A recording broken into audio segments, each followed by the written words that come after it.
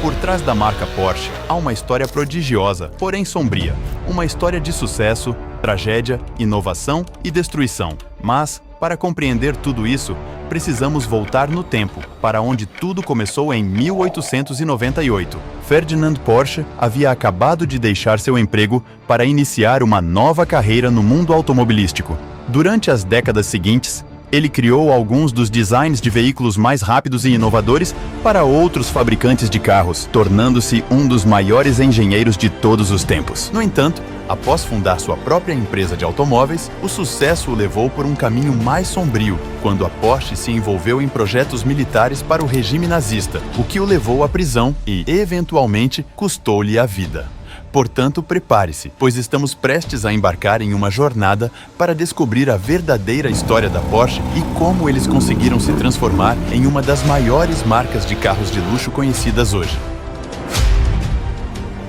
Ferdinand Porsche nasceu em setembro de 1875, em uma pequena vila no Império Austro-Húngaro, agora território da República Tcheca. Enquanto carruagens, trens e bicicletas eram os meios de transporte predominantes na época e os primeiros automóveis estavam começando a se espalhar pelo mundo, Porsche cresceu aprendendo o ofício de seu pai, que administrava uma ferraria. No entanto, ele nunca demonstrou interesse pessoal no negócio da família e concentrou-se principalmente na escola, esperando encontrar sua carreira em outro lugar. Infelizmente, Porsche perdeu seu irmão mais velho, aos 14 anos, o que o levou a abandonar a escola e trabalhar em tempo integral na oficina de seu pai, agora como o filho mais velho encarregado dos negócios familiares. Esses tempos foram difíceis para Porsche, já que ele seguia à risca os passos de seu pai em um emprego que nunca gostou de fazer. No entanto, ele descobriu algo que o fascinava em seu tempo livre: a eletricidade. Na época, velas e luz a gás ainda eram comuns, mas no final do século XIX, as lâmpadas elétricas estavam se tornando a nova norma. Porsche ficou obcecado pela lâmpada elétrica e começou a experimentar circuitos elétricos no sótão de sua casa. Seu pai, por outro lado, não ficou satisfeito com seu novo hobby e frequentemente o mandava parar de se ocupar com bobagens. Mas, depois de perceber o quão apaixonado e obcecado Ferdinand estava pela eletricidade, ele decidiu matricular seu filho na Escola Técnica Imperial de Reichenberg para desenvolver seu conhecimento em engenharia. Porsche aprendeu rapidamente o básico e, em apenas alguns meses de estudos, conseguiu construir seu próprio gerador elétrico e instalar lâmpadas elétricas por toda a casa. Neste ponto, seu pai não pôde mais ignorar o talento de seu filho e, finalmente, o deixou seguir seu próprio caminho. Poucos sabiam eles que esse novo caminho ajudaria a pioneirar uma nova indústria, a dos automóveis.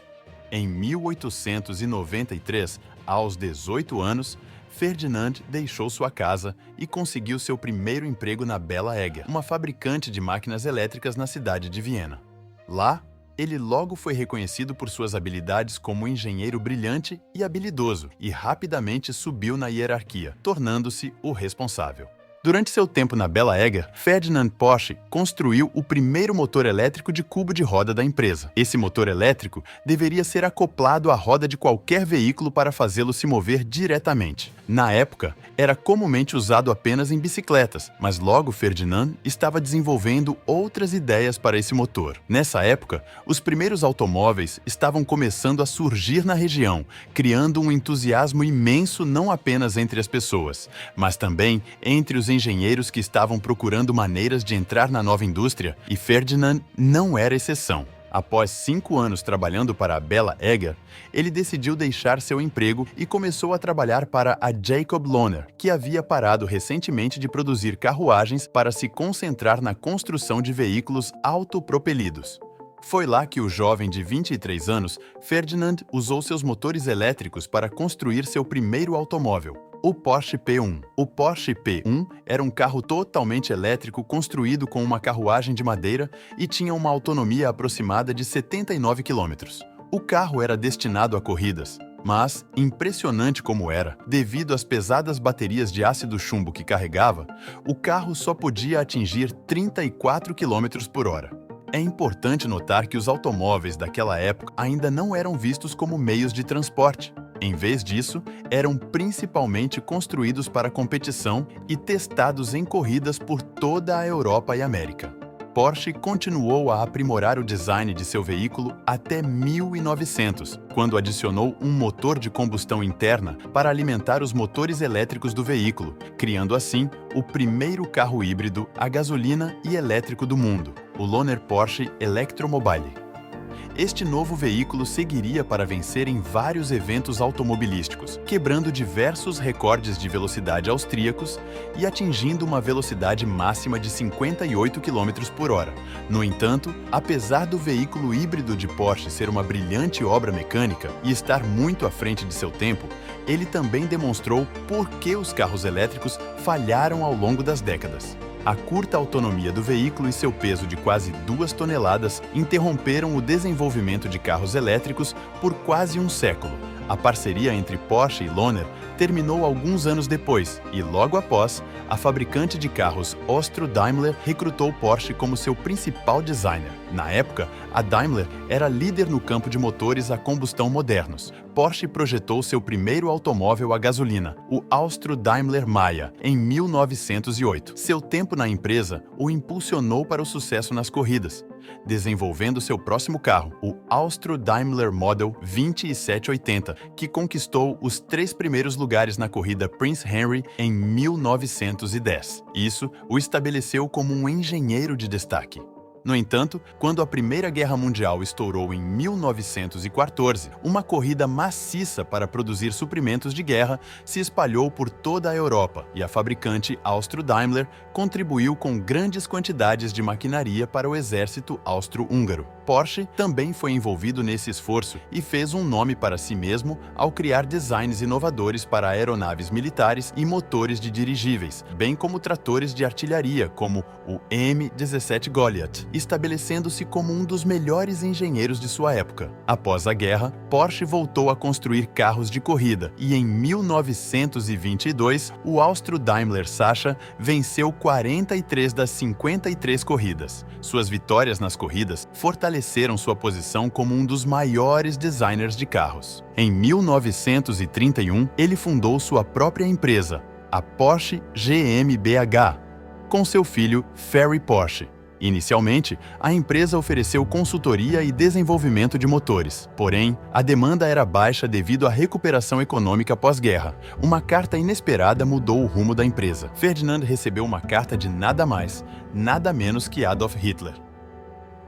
Em 1933, Adolf Hitler tornou-se chanceler da Alemanha e desenvolveu um grande interesse por automóveis. Ele recrutou os melhores engenheiros de carros do país, incluindo Porsche, para uma reunião importante. O titã louco desejava que todo cidadão alemão possuísse um carro que acomodasse uma família de 5 pessoas, fosse eficiente em combustível e barato, a ponto de custar 990 Reichsmarks, o que muitos engenheiros consideravam impossível. Ele o chamou de Volkswagen ou carro do povo. Porsche apresentou seu projeto e ganhou o contrato de Hitler. Essa aliança estabeleceu uma relação incomum, mas importante entre os dois. Hitler precisava de uma mente criativa para projetar seu carro ambicioso, enquanto Porsche precisava de apoio político para sua empresa, para que ele não precisasse se preocupar com dinheiro ou finanças. Portanto, em 1934, Porsche e sua equipe começaram a trabalhar na construção de um dos carros mais bem-sucedidos da história humana, o Volkswagen Fusca. O Volkswagen Tipo 1, mais tarde conhecido como Fusca por sua forma, era um carro de 2 portas com um motor refrigerado a ar na parte traseira, o que ajudava a manter a manutenção mínima e facilitava o controle de direção devido ao equilíbrio de peso. Também provou ser muito eficiente em combustível, com uma média de 31,4 milhas por galão, o que ainda é impressionante mesmo pelos padrões atuais. Logo após 300 mil pedidos terem sido feitos para o Fusca, foi a maior conquista de Porsche até aquele ponto, e ele estava pronto para ver sua criação em pleno funcionamento. No entanto, enquanto a fábrica da Volkswagen estava se preparando para produzir em massa o carro, outro evento importante estava ocorrendo. Hitler invadiu a Polônia em setembro setembro de 1939, o que levou a Grã-Bretanha e a França a declarar guerra à Alemanha, marcando o início da Segunda Guerra Mundial. De repente, a produção do Fusca foi imediatamente suspensa, pois a fábrica da Volkswagen passou a priorizar a produção de guerra. Sendo um dos melhores engenheiros do país e um amigo próximo de Hitler, Porsche inevitavelmente se envolveu em projetos militares para o exército nazista. Ele começou a desenvolver veículos militares fora de estrada e maquinaria de combate, como o Schwimmwagen, a versão militar do Fusca, o destruidor de tanques Elephant e o míssil-bomba voadora Kinko-1. No entanto, mesmo sendo um dos engenheiros favoritos de Hitler quando se tratava de projetar tanques, Porsche não conseguiu atender às expectativas de Hitler. Veja bem, houve um concurso organizado por Hitler para ver quem venceria o contrato de produção em massa do Tiger, um tanque pesado que seria usado na guerra. Nesse caso, Porsche projetou o Ferdinand, um tanque híbrido que funcionava com transmissões elétricas e a gasolina. Embora o tanque fosse um design revolucionário, seus motores eram muito complicados e superdimensionados, o que levou a muitos problemas e, eventualmente, a sua quebra durante os testes. Mas, depois de perder o concurso para Henschel und Sohn, Porsche se encontrou em uma situação complicada. Antes mesmo de apresentar seu protótipo, ele já havia construído 100 chassis para seu conceito. Para salvar seus projetos, os alemães transformaram 90 tanques pesados Ferdinand em destruidores de tanques e os renomearam como Elephant Anti-Tanks. Eles se mostraram muito eficazes na guerra,